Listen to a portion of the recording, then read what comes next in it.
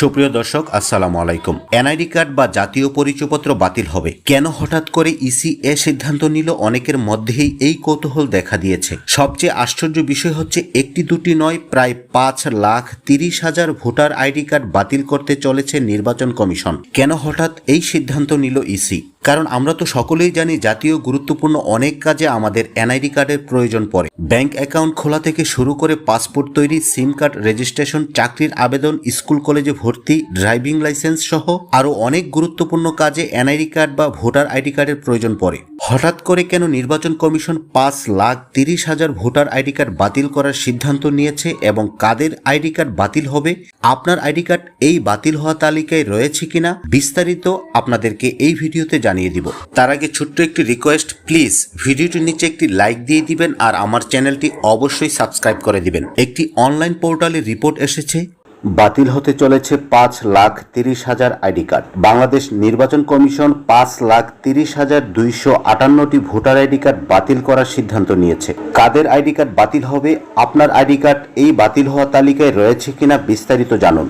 সর্বশেষ ভোটার তালিকা হালনাগাদ অনুযায়ী বাংলাদেশের মোট ভোটার সংখ্যা 12,18,50,160 জন। এদের মধ্যে পুরুষ ভোটার 6,44,587 জন, নারী ভোটার 5,97,04,641 জন এবং তৃতীয় লিঙ্গের ভোটার 932 জন। তবে সমস্যার বিষয় হচ্ছে, এই ভোটারদের মধ্যে 5,30,000-এরও বেশি ভোটারের দুইটি করে আইডি কার্ড রয়েছে, যাকে আমরা দ্বৈত ভোটার বলি। একজন নাগরিকের একটি মাত্র আইডি কার্ড থাকবে, একের অধিক ভোটার হওয়া দণ্ডনীয় অপরাধ। অনেকে আইডি কার্ডে ভুল থাকায় সেটি সংশোধন না করে নতুন আরেকটি আইডি কার্ডের জন্য আবেদন করে, এই কারণে ডাবল ভোটার সমস্যা হয়। আমরা চাইলে কিন্তু আবেদন করার মাধ্যমে আইডি কার্ডের ভুল সংশোধন করতে পারি। দ্বৈত ভোটারদের করণীয়: দ্বৈত ভোটার হলে ব্যক্তির নিজ উদ্যোগে স্থানীয় নির্বাচন অফিসে ডাবল ভোটার বাতিলের আবেদন করতে পারবেন। দ্বৈত ভোটারদের আইডি কার্ড সচল থাকলেও এই আবেদন করা উচিত। তা না হলে পরবর্তীতে আইডি কার্ড বন্ধ সহ ভোটার তালিকার লিস্ট থেকে নাম কাটা করতে পারে।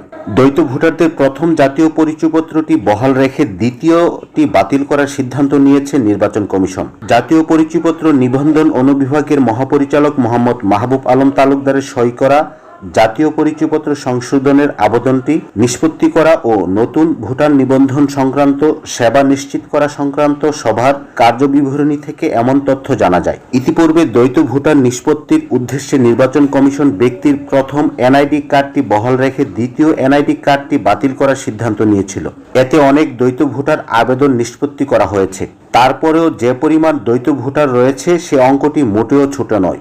বাকি আবেদনগুলো দ্রুত নিষ্পত্তি করার জন্য যথাযথ পদক্ষেপ গ্রহণ করা হবে। ডাবল ভোটারদের প্রথম ভোটার বহাল রাখা হবে এবং দ্বিতীয় ভোটার বাতিল করা হবে। তবে ব্যতিক্রম ক্ষেত্রে আবেদন ও উপযুক্ত নথি উপস্থাপন সাপেক্ষে নিষ্পত্তি করার নির্দেশনা রয়েছে। দ্বৈত ভোটারের শাস্তি কি?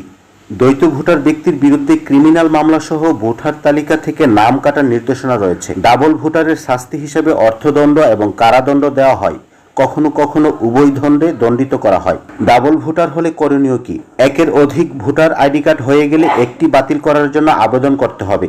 ভোটার আইডি বাতিল করার জন্য সরাসরি নির্বাচন কমিশনারের অফিসে আবেদন করতে হবে। আজ এ পর্যন্তই। ভালো থাকবেন, সুস্থ থাকবেন। আল্লাহ হাফেজ।